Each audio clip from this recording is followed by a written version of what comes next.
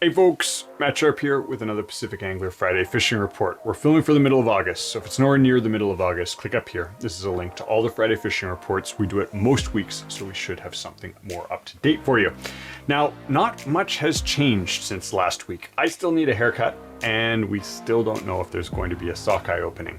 That said, we do have news, and it's not good news when it comes to those numbers. I'm going to talk through that because there is some concern. The numbers we're seeing might mean no sockeye open, both in saltwater and in freshwater, and I know many of you are eagerly awaiting those fisheries. Now, on better news, I've got a couple cool pieces in the written version of the report. Gavin and Sterling have gone all out. First off, I tasked Sterling with doing the Euro Nymphing versus indicator fishing article. I must break you. He was smart and did not get into that dogfight, but he does have a cool piece on Euro Nymphing. I'm going to talk about it in detail, but he's been hitting a lot of these coastal streams that are fairly high right now, and when they're high, relatively small streams with colored water, meaning there's not going to be lots of dry fly action, Euro Nymphing is very, very effective. I'm going to talk you guys through that debate and maybe weigh in a little bit on it because it is a fight I enjoy hearing guys debate about in the middle of the report. Now, we're also going to talk about Gavin's gear fishing article because it's kind of interesting. He's been hitting the beaches early in the morning and he's got a couple lures that are off the beaten track from the standard issue buzz bombs and spinners.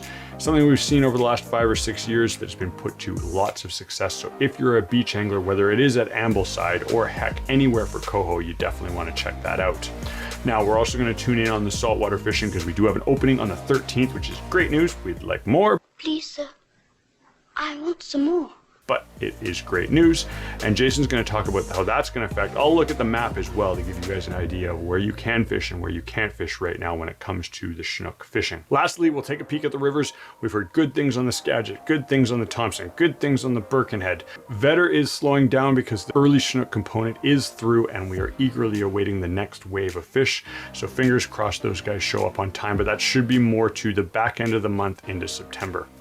Last but not least, I kind of want to tune in on something that's happening up near Hope, and that is some construction around pipelines going across the Coquihalla River. There's a bunch of people up in arms over this because right now there's some sockeye that have pushed up into that area. They aren't really spawning, but it's interesting to watch how the narrative has been shaped around people that don't want this pipeline, anglers, people concerned about the river, and I kind of think everybody's missing the big picture. That said, that'll be just my opinion. I'm going to go into a rant at the back end of the report.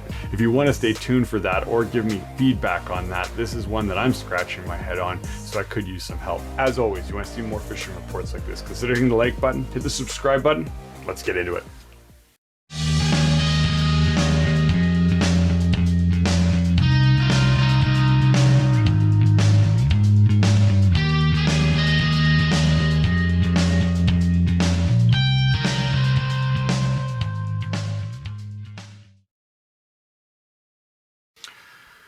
All right, everybody. Thanks for tuning in with me. Cheers to Friday. I was drinking a beer. Where did it go?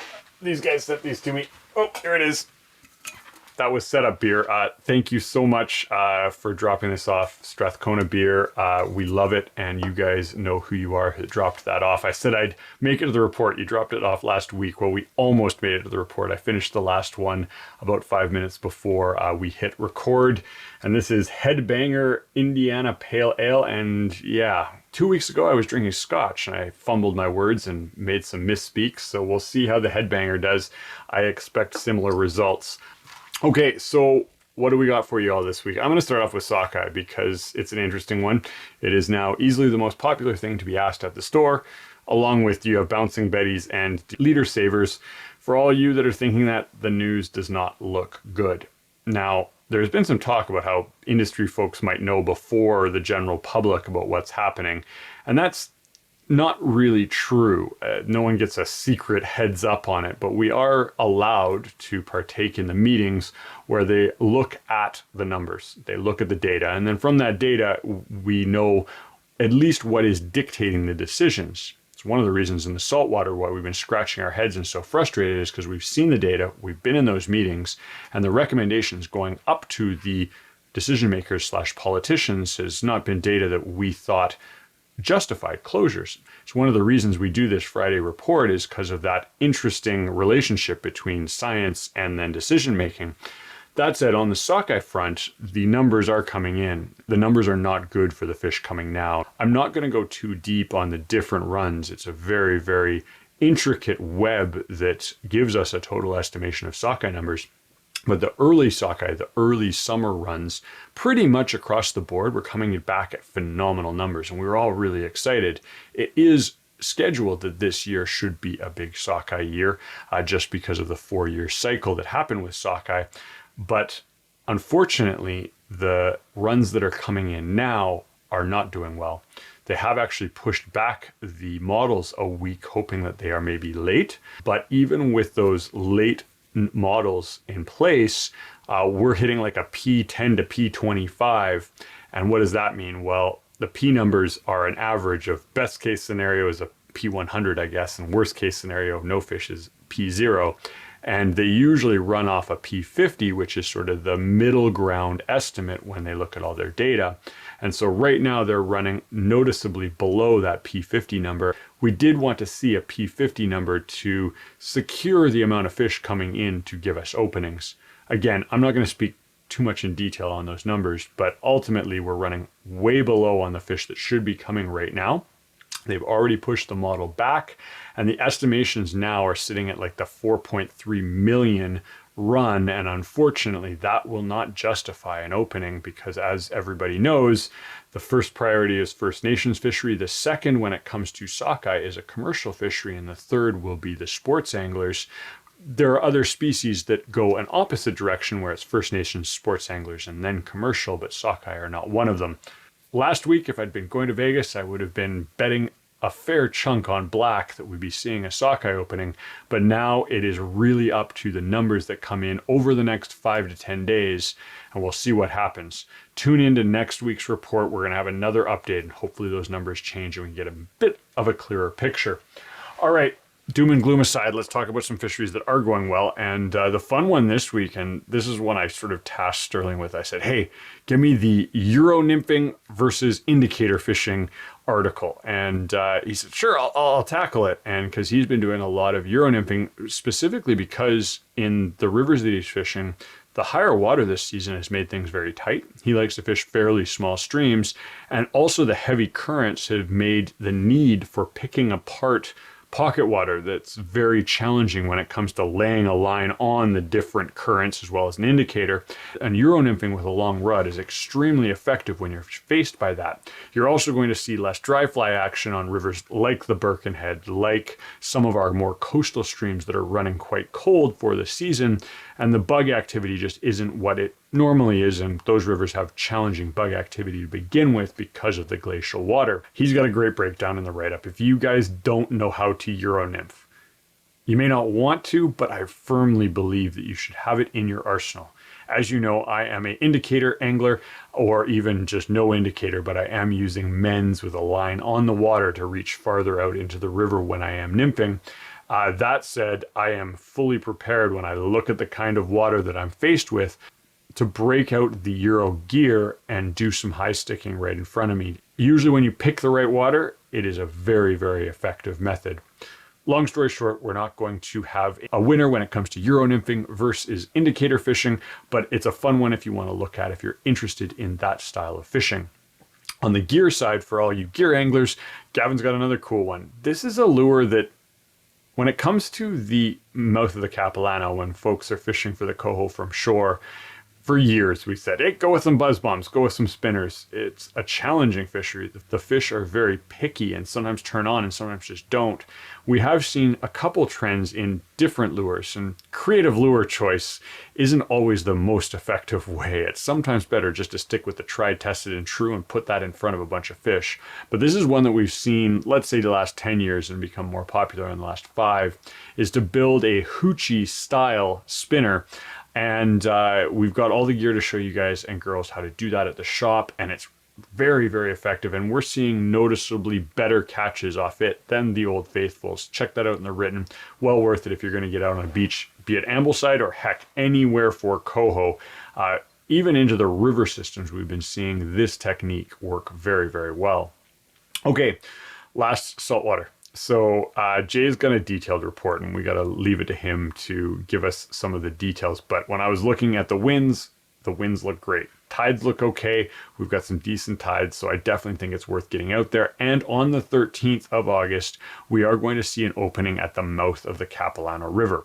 That's great news. There's actually no slot limit there, so you can keep any fish over 62 centimeters when it comes to Chinook, and you are allowed to keep hatchery coho there right now. As always, check your rigs, confirm them before you go, but on the 13th, that should be a cool opening for us to partake in. The reports have been okay. The guys are struggling to consistently get coho. We've had a few guides, friends from our guide operation as well as other guide operations, coming into the shop, banging their head against a wall. You can tell when they're buying weird lures to try to solve the puzzle of the coho jumping out there, that they're not hooking, that things aren't great. That said, worth getting out. As of today, we had 4 boats out and they all managed to put fish in the box, as well as some Chinook along that north shoreline where we are allowed to target the 62 to 82 centimeter range. I'll throw that up on the map as well, because right now that is open. And of course, across the strait, when the wind is down, get across to Thrasher Rock. South of Thrasher Rock is open right now. Again, I'll put that up on the map, as well as north as it was before, for that 62 to 82 centimeter slot limit. All right. Enough regs. Gosh, they're boring. Conservation issue. So we started this channel specifically because of the DFO issues of how they're managing the fisheries. The data coming in was good. The work done by the folks at DFO was very good and very thorough. And then the decision process sort of fell apart. We also started this channel because there's many fisheries that are having adverse things happen to them. And it was very hard to get a clear narrative when it came to what that pipeline was doing, or what that gravel pit dug out on the side of the river was actually doing for the fish. Now, I'm not a biologist, but something's happened up in the Coquihalla River that's kind of interesting and makes you scratch your head on numerous directions. The first one is there's a whole bunch of people really angry about a pipeline going across the Coquihalla. A lot of damage was done to the Coquihalla system when the highway was cut in there. We know that that was a major adverse effect for the fish in there. But the narrative right now has to do with sockeye that are spawning in the river. And I don't think that's really what's happened. I've done some looking when it comes to Riverian, I don't know if I'm pronouncing that, but sockeye that actually spawn in a river that isn't attached to a lake, and sort of the genetics needed for that. It does happen, but I don't think that this is the case when it comes to it. And the narrative right now is that the evil pipeline is killing all these fish, but no one's really talking about the fact that this evil pipeline might be really hindering another species that definitely goes past it, is definitely in the system right now, and that is the Steelhead Run, which is a precious and very endangered thing on that system. Also begs the question of how anglers don't really talk about these niche steelhead runs. There are steelhead up there, I'll admit to it straight up. Have I fished it? Absolutely. But we aren't the ones up there waving a red flag when this pipeline's going across. It's some lady who is concerned about sockeye and really doesn't understand the dynamic, why these sockeye are here. Again, I'm not educated enough when it comes to even the steelhead side of things, of whether the timing right now is good or bad for the steelhead. I have actually read the report or the study that was done to get this approved, and it said that there's absolutely cutthroat and steelhead, and then a whole wonderful list of other smaller sculpin species that are in the river at this time or are in that area where they're doing the work, but no salmon, and it's an interesting one.